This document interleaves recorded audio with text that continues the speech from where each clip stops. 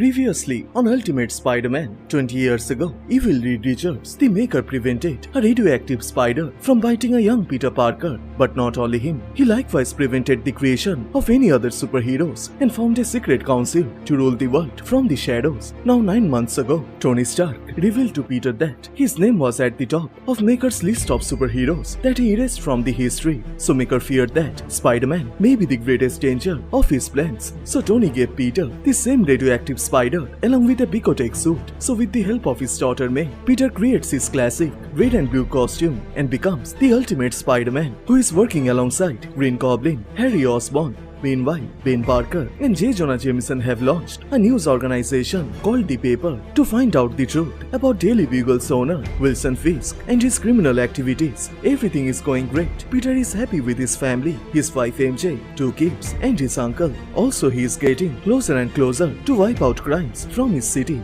But Wilson Fisk doesn't allow that to happen, so he gathers the heads of New York, the Sinister Six, to capture both Spidey and Green Goblin. The first try is Black Cat, Walter Hardy, who manages to beat the two. But as they are about to kill Spidey, Harry makes the final move, and Black Cat gets badly injured, and it creates a tension between Peter and Harry, where Peter tries his best to use non-lethal way. Harry is doing what he felt is right to save his friends and this city, and it becomes more complicated now that Ben Parker and Jameson know the Green Goblin's identity, and they want Harry in this case to expose Kingpin and his criminal underworld. And not only that, Uncle Ben also figures out Peter's secret identity, that he is Spider-Man. But forgetting all the worries, the Parker family is now celebrating the Christmas, but their happiness is going to end soon, as unknown to everyone, the Peter Parker who is in the party is actually the Picotech AI Venom that Tony Stark gave to Peter, and later it reveals both the real Peter and Harry are captured by Kraven the Hunter, and their torture begins. Kraven throws the two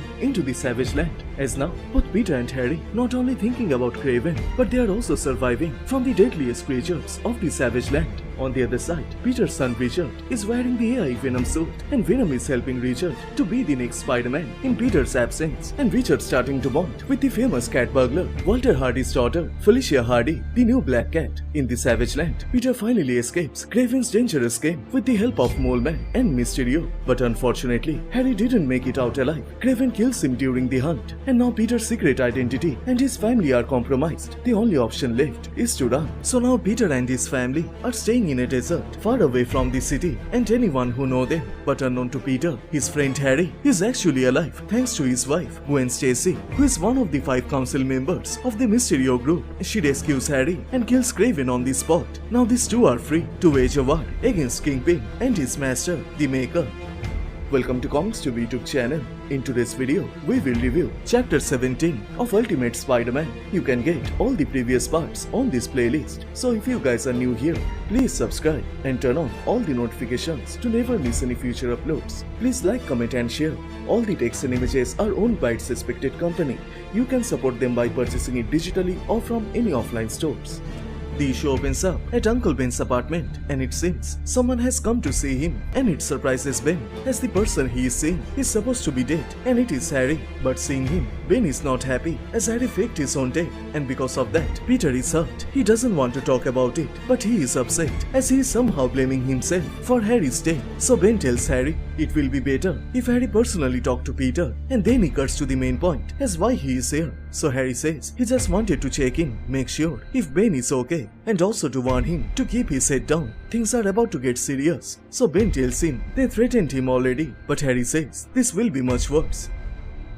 Later at the Oscorp Industries, Gwen is visited in her office by Robbie Robertson, and it seems he is worried for her, and it also reveals Robbie is one of the Mysterio members that Gwen is working with. Robbie is faking as an investigative journalist at the Daily Bugle, but secretly he is keeping an eye on Wilson Fisk. But Robbie just wants to know what Gwen is thinking, but she wants to keep this as secret, and then she is visited by Wilson Fisk and his assistant, Mr. Weasley. Fisk tells Gwen he knows after her husband's death, she is the one who is is running this company, so as Harry is no more, so he expects her to continue the same business deals they had. Fisk gives her the papers to sign and says it doesn't matter if she likes it or not, and before leaving he says he is sorry for her loss, and as Kingpin leaves, his assistant Mr. Weasley stays behind. He says Fisk can be demanding, so Gwen calmly responds working for Fisk must be hard for him, so Weasley says she has no idea, and then it reveals he is also one of the members of the Mysterio clan, and he has something special for Gwen, an amulet, the tool to create spells and illusions. So as Weasley leaves, Harry then shows up. He was hiding in the next room, and Gwen informs him their plan is about to work. They have the amulet now.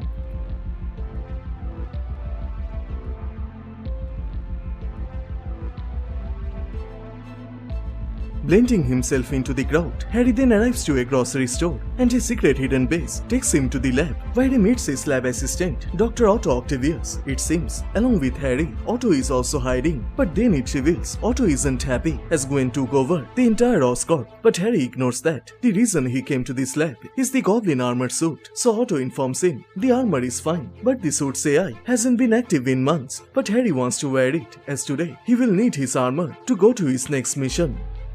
After months of hiding, Harry finally wears the goblin suit, and it activates the AI. Harry implanted his father, Norman Osborn's consciousness into the system, and as it wakes up, Norman then scans all the memories, the brain patterns of Harry, and he can't believe that Harry was captured, badly beaten up, and the worst part is, he didn't even know who his wife was, and Norman thinks Harry doesn't even know what he is. He ashamed of him. His defeat, the humiliation, is still haunting him even after the death, and Norman tells Harry it is time to prove that he is worthy of being an Osborn. So together, both Harry and Gwen break into a facility, a residential building, where Mr. Negative and his demons took over, made the people hostage, and forced them to work for them. So Gwen tells Harry to save the civilians while she deals with the demons.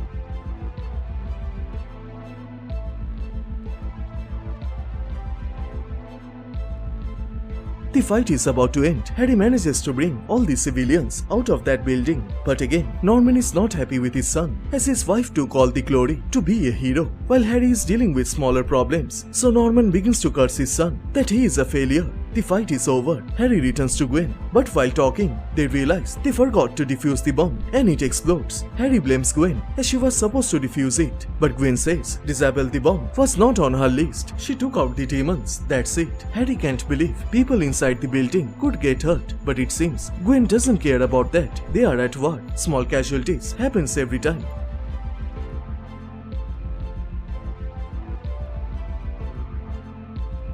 Back at the desert camp, Peter borrows a cell phone from his neighbor and contacts Uncle Ben to check in, and after talking with him, Ben then gives the phone to another person, and Peter hears the voice. It is Harry. Peter gets shocked, so Harry confirms it's really him, and he tells Peter to come home. He needs him. The war is about to come, and with this, the chapter 17 of Ultimate Spider-Man comes to a close.